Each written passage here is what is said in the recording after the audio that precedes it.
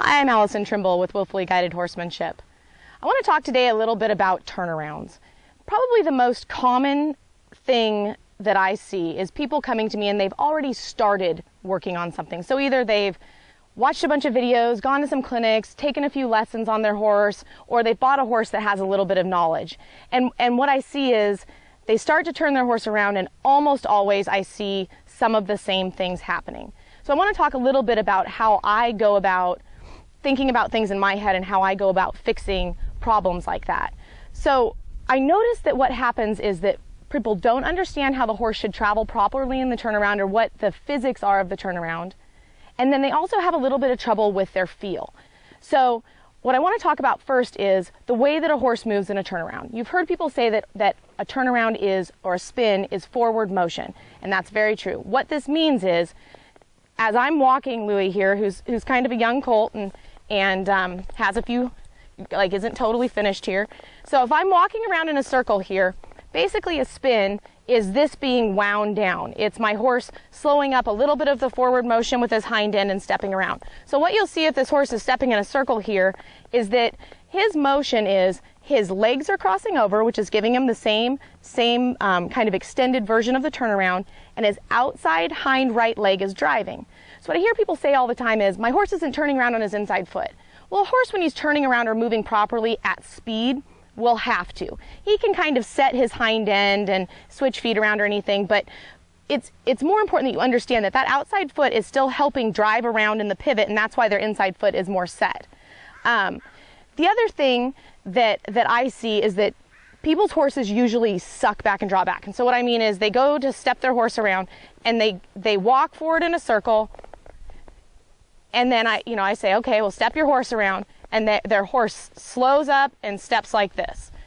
And so I think that part of the trap in that is that people, that's what they can feel. In a turnaround that's moving smoothly on a horse that's finished, it's almost imperceptible when they start to turn around. So when people are trying to train their horses at home, sometimes what they can feel are the things that are the worst. So like, they can feel that their horse did something. And so it's not necessarily the correct thing, and their horse is stepping behind, so they can feel that halt to forward movement and feel it moving across. It's just that the way the horse is moving is causing them to bind up. So eventually what you're going to see in turnarounds when people come to me and I say, all right, well, show me your turnaround.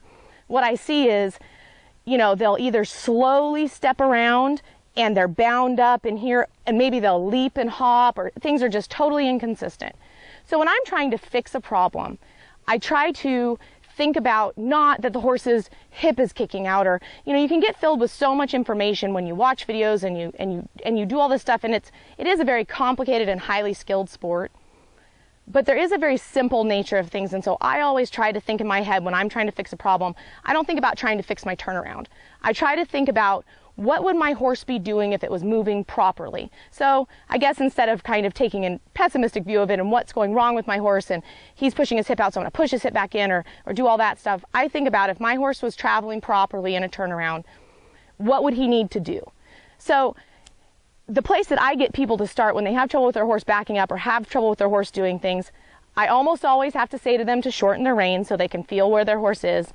And in its very simplest sense, a turnaround is a horse's front end steering around its hind end. So it is, if you can't go out and walk your horse forward and pick up your reins and move your hands across and have your horse stay between the reins doing 2 steps, if you can't control that, you're going to have trouble in your turnaround. So I always have people go out, and I want to see them take their horse and be walking forward, and just even walking in a straight line, and just pick their hands up and move their horse's shoulders and walk forward. Move their horse's shoulders and walk forward.